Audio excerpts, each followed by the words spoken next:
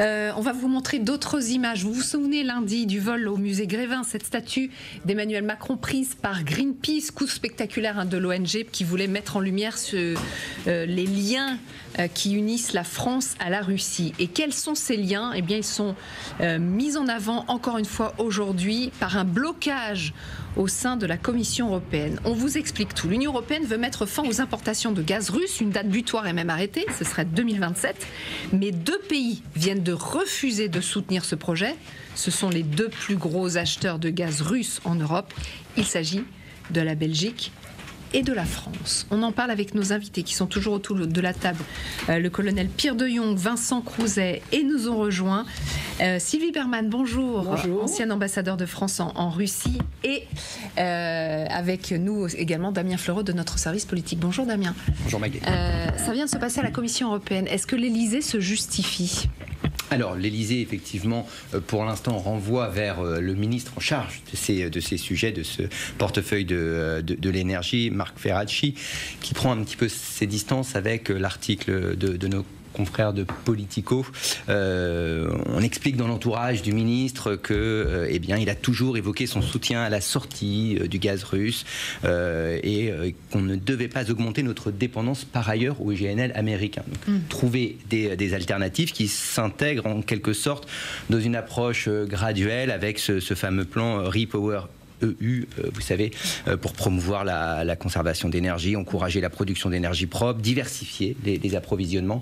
Donc voilà un petit peu la position aujourd'hui de l'exécutif français. Parce qu'on a lu cet article de Politico, effectivement ce média américain qui relate donc ce blocage de la Belgique et de la France. Apparemment Politico s'est entretenu avec Marc Ferracci qui s'est justifié, notamment sur ce refus. Il faudrait étudier d'autres pistes, voir comment on peut le mettre progressivement, qui met en avant aussi des problèmes juridiques. Il a très peur, alors je vais le retrouver, il a très peur que cette interdiction d'apporter du gaz russe pourrait frapper les entreprises privées françaises qui feraient face à des poursuites russes concernant les contrats en cours. Oui, il cite notamment l'entreprise Total, qui est partie liée tout à fait. La France, c'est 34% du GNL importé en France qui provient désormais de Russie. Donc c'est un marché très important et très conséquent, et c'est sans doute pour cela que la France a cette position qui s'inscrit un peu en marge d'autres pays de l'Union. Bon, on a voulu savoir exactement ce qu'il en était, qui importe quoi, à quelle hauteur, avec un expert. Fabien Bouglet est donc en direct avec nous. Bonjour, vous êtes expert en politique énergétique, auteur de Guerre de l'énergie au cœur du nouveau conflit mondial, aux éditions du Rocher. L'Union européenne, vous nous le confirmez, continue d'importer du GNL russe. Tout à fait. Il n'y a jamais eu de rupture d'approvisionnement en gaz russe.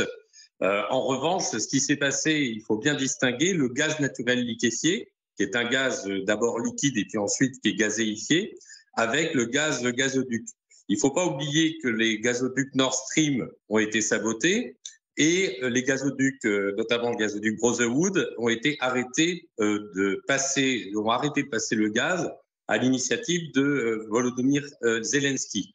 De ce fait, il n'y a plus de gaz par gazoduc venant de Russie vers l'Europe par gazoduc. Par contre, on a effectivement du gaz naturel liquéfié qui commence à arriver et qui arrive de manière plus importante vers la France. Alors la France n'est pas consommatrice de gaz qu'elle importe, c'est uniquement parce que Total avait mis en place et avait acheté opportunément des unités de ce qu'on appelle des unités de méthaniers pour recevoir le gaz naturel liquéfié. Et donc, de ce fait, la France est de la porte d'entrée vers l'Europe du gaz russe. Mais ce n'est pas nécessairement la France qui consomme le gaz qui est importé par ces terminaux méthaniers. De ce fait, vous avez une cartographie du gaz naturel liquéfié venant en Europe, de à peu près un tiers venant de Russie, à peu près un tiers venant des États-Unis et à peu près 17% venant d'Algérie. Mais il faut comprendre que ce débat sur l'approvisionnement en gaz de Russie intervient dans un contexte où Donald Trump a décrété et a mis en place le Conseil national de domination énergétique le 14 février 2025. L'ambition de Donald Trump, c'est de contrôler l'approvisionnement en gaz mondial et de ce fait, est même en train de négocier, je l'avais évoqué dans mon livre Guerre de l'énergie, est en train de négocier le passage du gaz russe par le gazoduc Nord Stream avec le courtage des États-Unis. C'est-à-dire que les États-Unis seraient le point de passage du gaz russe vers l'Europe. De ce fait, vous avez on va dire une reconfiguration internationale de la distribution du gaz vers l'Europe. C'est un enjeu très important, mais il ne faut pas oublier une chose fondamentale. Les pays doivent diversifier leur approvisionnement en gaz. Autrement, si vous dépendez trop d'un pays en particulier, ça peut être par exemple les États-Unis ou l'Algérie ou la Norvège par exemple, eh bien vous allez surpayer votre gaz. Et donc c'est en diversifiant les pays d'approvisionnement en gaz qu'on assure une facture beaucoup plus faible pour nos concitoyens. Donc le gaz russe a toujours été acheté à la Russie, et ceci même pendant la guerre. Ça, c'est une réalité. Donc vous comprenez la France qui, pour le moment, temporise sur la fin des approvisionnements venant de la Russie, parce qu'effectivement, on l'a bien compris, le ministre le dit, il ne veut pas passer d'une dépendance à une autre. Donc, est-ce qu'il a raison Exactement. De temporiser, alors que d'autres pays, l'Espagne, qui consomme encore beaucoup de GNL russe, est totalement pour mettre fin à ce commerce qui finance directement l'effort de guerre de Poutine? Il ne faut pas oublier une chose importante. Le fait qu'on potentiellement nous n'achetons pas du gaz russe naturel liquéfié n'interdirait pas que d'une certaine manière, l'Europe achète du gaz naturel liquéfié qui serait passé par un courtier en gaz, parce que le gaz naturel liquéfié ressemble à du gaz naturel liquéfié, c'est un bien fongible. Donc le risque, en n'achetant pas le gaz naturel liquéfié directement de Russie, c'est qu'on l'achète dans le marché international du gaz naturel liquéfié par d'autres intermédiaires. Donc ce serait un risque important, et ce serait un risque de surpayer. Et je suis tout à fait d'accord avec le gouvernement lorsqu'il s'agit d'éviter de passer d'une dépendance à une autre. Je l'ai écrit dans mon livre, il faut équilibrer les approvisionnements. Le souci, et Vladimir Poutine en a fait un enjeu majeur de son mandat, c'est que la Russie est un pays producteur de gaz, et un des principaux pays producteurs de gaz dans le monde. Gaz gazoduc, et depuis la guerre en Ukraine, gaz naturel liquéfié. Ils ont créé des terminaux méthaniers pour le vendre au niveau international. Donc, d'une manière ou d'une autre, d'ailleurs, on a d'autres dépendances que le gaz. On a les dépendances en métaux particuliers qui viennent de Russie, puisque la Russie a des ressources minérales très importantes, et elle ne pourra jamais, si vous voulez, même pour les voitures, on a des métaux nécessaires pour les pots catalytiques, dont la Russie est un des leaders mondiaux de distribution. Donc il faut faire attention parce que c'est un équilibre précaire. Et derrière, il ne faut pas oublier une chose importante, si vous avez une augmentation du gaz parce que vous ne diversifiez pas vos fournisseurs, eh bien, comme le prix de marché de l'électricité en Europe est indexé sur l'unité de production la plus chère, et que le gaz est souvent l'unité de production la plus chère, ça peut aussi avoir des impacts sur la facture d'électricité et des industries françaises et européennes. Donc c'est un équilibre précaire sur lequel il faut être très très vigilant, parce que ça a des impacts sur l'économie française et européenne. Voilà, il y aura des impacts effectivement, et c'est ce qu'a peur. Le gouvernement a peur de l'impact notamment sur les consommateurs et sur les entreprises. Juste un mot. C'est difficile d'avoir des chiffres exacts. Est-ce que vous pouvez confirmer que la France a augmenté ses importations de gaz naturel russe l'année dernière? Et deux, non. Non, alors ça, vous direz. Deux, l'Union européenne aurait dépensé environ 23 milliards d'euros pour les combustibles fossiles russes l'année dernière, ce qui dépasse le soutien militaire apporté à l'Ukraine. Ça fait deux choses. Alors, d'abord, il faut bien préciser une chose. Pendant la guerre en Ukraine, l'Ukraine a bénéficié du passage du gaz par l'Ukraine et a retiré des droits de passage du gaz russe, qui finançait la guerre contre l'Ukraine. Donc c'est un paradoxe, mais c'est une réalité. La première chose, pour le gaz naturel par gazoduc, le premier pays fournisseur de la France, c'est la Norvège, puisqu'il n'y a plus de gazoduc Nord Stream et il n'y a plus de gazoduc Brotherwood en fonctionnement. Pour le gaz naturel liquéfié, sous la forme liquide, on a approximativement une égalité entre les États-Unis et la Russie, aux alentours d'un tiers, et 17% pour l'Algérie. Donc le principal fournisseur aujourd'hui, c'est la Russie. L'année dernière, c'était plutôt les États-Unis. Donc il y a une... Voilà. Mais si vous voulez, ce qui est important de comprendre, c'est que ces matières fongibles, pétrole ou gaz, par exemple, et ça c'est très important, peuvent se retrouver vendues en Europe par d'autres pays, par l'Inde, par le Moyen-Orient, etc.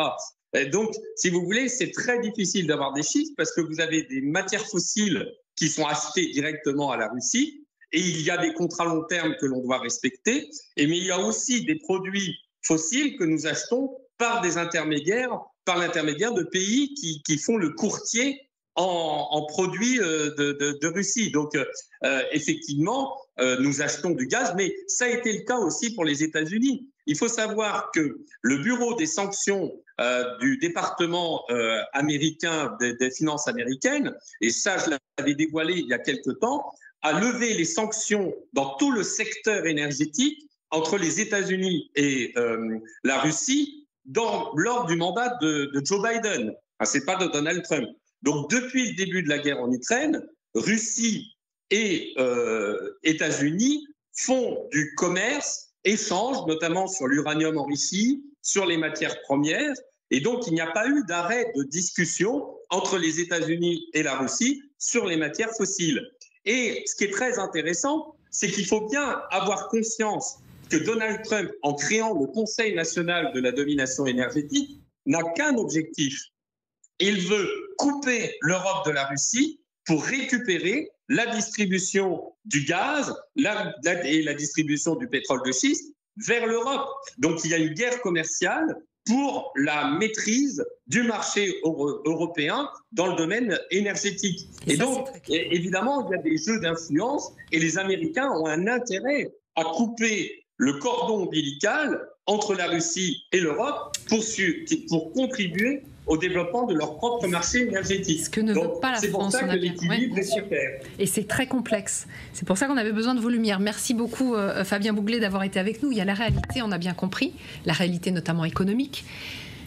Il y a la morale aussi, quand on voit certains pays qui n'ont pas visiblement les réticences de la France. L'Espagne, par exemple, qui aussi importe beaucoup de gaz russe, veut mettre fin à ses exportations. Parce que concrètement, ils disent l'Union européenne est en train de soutenir l'effort de guerre russe. Ces millions récupérés, ils sont directement injectés dans les usines d'armement. Oui, tout à fait. C'est pour ça qu'il y a toujours un peu une forme d'hypocrisie sur la question des sanctions. En même temps, c'est vrai que ça aurait des conséquences très négatives pour la France, parce qu'on parlait de Total Energy. Total Energy a créé pratiquement avec Novatek le port méthanier de Yamal dans l'Arctique, et effectivement, et a des actions également dans Novatek, et il y a des conséquences qui peuvent être très, très sévères pour Total. Alors en même temps, les Américains, et moi quand j'étais en Russie, je voyais le patron de Gazprom, Miller. Le rêve des Américains, c'était évidemment de remplacer les Russes en fournissant un gaz naturel liquéfié beaucoup plus cher que celui des Russes. Et là, par cette guerre, effectivement, ils peuvent y aboutir. Mais ce qui est intéressant, c'est que Donald Trump, effectivement, prétend, parce que finalement, ça ne le dérange pas, l'utilisation de Nord Stream, mais à condition qu'il en ait le contrôle et qu'il en tire les bénéfices. Et ce qui a été dit là, qui est d'ailleurs très intéressant, bon, ça porte effectivement sur le GNL, mais ça porte sur plein d'autres choses. Ça porte sur l'uranium. Les Américains sont pratiquement les premiers importateurs d'uranium russe pour leurs centrales, parce que c'est le seul qui fonctionne. Et après, on parle de sanctions dévastatrices pour la Russie. Ah oui, il y a une grande tartufferie sur ce sujet. Pourquoi sanctionner de manière extrêmement dure et normalement dure et le charbon et le pétrole, et pourquoi ne pas sanctionner le gaz? C'est invraisemblable. Donc ça représente 34% de nos exportations de GNL. Le GNL russe, comme le rappelait Fabien Bouglet, c'est 2,6 milliards d'euros tout de même qu'on apporte aux Russes. C'est considérable. Sans parler de Total qui détient 20% du champ de Yamal, donc, qui est le champ gazier géant.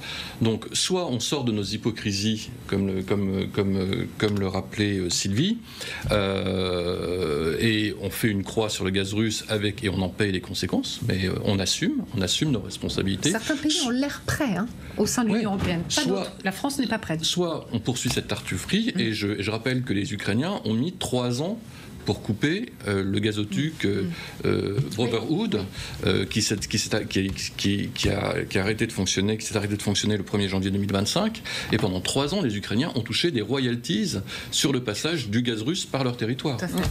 Sachant qu'une partie va en Hongrie, toujours en Hongrie, etc. Oui, Hongrie, Italie, Moldavie. Il y a d'autres gazoducs. Ce qui est très intéressant, en fait, c'est qu'on voit que cette guerre nous force à réfléchir à ce qu'on appelle la géopolitique des ressources naturelles. On est en plein dedans. On est loin des combats, mais effectivement, on parle d'une conséquence de cette guerre. Parce que là, on parle du GNL. Parlons de l'engrais, par exemple. Oui. Les engrais à base d'azote, 22%. Comment dire, des importations hors Union européenne, c'est de l'engrais azoté qu'on a acheté aux Russes, par exemple. Donc on voit qu'aujourd'hui, la question qu'on peut se poser, au-delà de l'aspect moral, c'est est-ce qu'on peut se séparer de ça ? Est-ce que notre système industriel tel qu'il est fondé aujourd'hui, notre système social, parce que évidemment c'est des emplois, etc., de la croissance, etc., des revenus, etc., est-ce qu'on peut s'en passer ? Bien sûr que non. C'est pour ça qu'aujourd'hui, les Français, on peut pas. Parce que si on débranche, on saute un avion sans parachute. Même la crise des gilets jaunes qui revient, cette crise, ce sujet de l'énergie, c'est un sujet qui est inflammable et qui rappelle des précédentes crises qui n'ont rien à voir, bien entendu, dans leur contexte, Vous avez senti l'Élysée gêné quand même ? En fait, on comprend la prudence. Alors, c'est de la diplomatie aussi, de la diplomatie économique. Et donc voilà, il y a cette prudence forcément au sommet de l'État. Une prudence à cause d'intérêts économiques et de conséquences politiques qui peuvent être très fortes. On le voit effectivement. Merci beaucoup. Vous restez avec nous. Ça va être l'heure de l'histoire du club. Surtout, ne partez pas. On va partir aux États-Unis puisque le FBI vient d'arrêter 2 scientifiques chinois. Ils sont accusés de quoi ? De complot. Ils allaient visiblement s'en prendre à la santé des Américains, au porte-monnaie des Américains et à la culture, c'est-à-dire pas la culture pour se cultiver, c'est pour manger. Alors comment on dit, aux plantations, au blé notamment. Ouais, je raconte très mal les histoires. Heureusement, c'est pas moi qui vais la raconter dans un instant. Vous restez avec nous ?